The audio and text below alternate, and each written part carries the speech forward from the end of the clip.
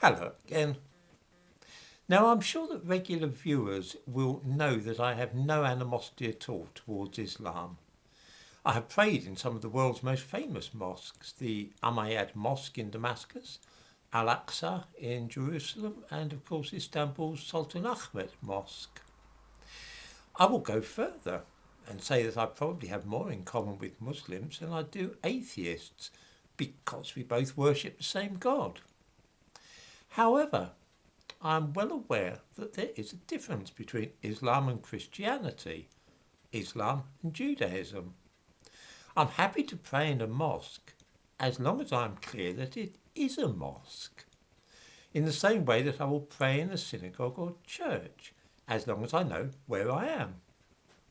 I think that's reasonable.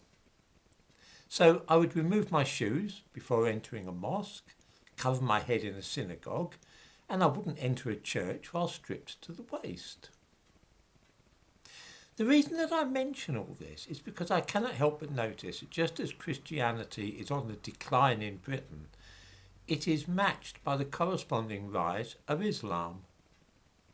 What I find disturbing about this is that a lot of the time this process, the increasing influence of Islam, is being accomplished in a very furtive manner, as though those responsible wish to conceal from us what they are up to. This I do not like.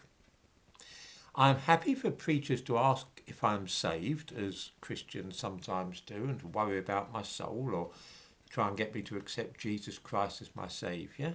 And I don't mind at all when Muslims try to get me to adopt Islam as my religion. That's fine. That's perfectly okay.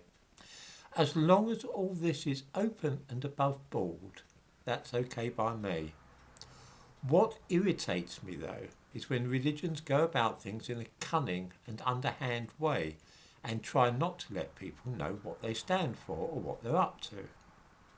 This is not my idea of religion. It's happening quite a bit lately in this country with Islam, and it's not something of which I approve. The thumbnail to this video shows the multi-faith prayer room at Heathrow Airport. That's great, a place where Christians and Jews can pray, as well as Muslims and Hindus. I would approve thoroughly of such an arrangement. The only problem is, this is not what is happening. This is not a multi-faith room at all. It is a mosque, and those who are not Muslims are not welcome to use it. This all came to light quite by accident, and unless any viewers happen to subscribe to Arat Sheva, an Israeli news group, or unless they read the Jewish Chronicle, they won't have heard about this. In the description to this video, I give a link to the news item that I'm just going to talk about, which is in English, so they can see it for themselves. Briefly, what happened was this. An English rabbi flew from New York to Heathrow Airport, arriving in the morning. He wished to say his prayers and so naturally enough headed to the multi-faith room. Where better to say your morning prayers? As he tried to enter, a uniformed member of Heathrow Airport staff stopped him and told him that he had to remove his shoes before he went into the multi-faith prayer room. Now, this is not what one expects when visiting a chapel or synagogue or anywhere else, really. The worker was quite insistent about this, and so it is that the rabbi did not enter. It was as plain as could be that this was not a multi-faith prayer room at all. It was a mosque. This ties in, by the way, with what I've said before, that multiculturalism often ends up discriminating against certain minorities. In this particular case, what looks like a fantastic idea about multi-faith and multiculturalism actually ends up being discriminating against Jews, which is a little bit much. This is all really a bit tricksy on the part of the Muslims running these places. There is funding for chapels and multi-faith prayer rooms, and it all gets used to build new mosques. This is not an isolated example. The same thing's happening in railway stations, further education colleges, and in fact all over the place. I was at Birmingham railway station a while ago and I saw a sign for a multi-faith prayer room.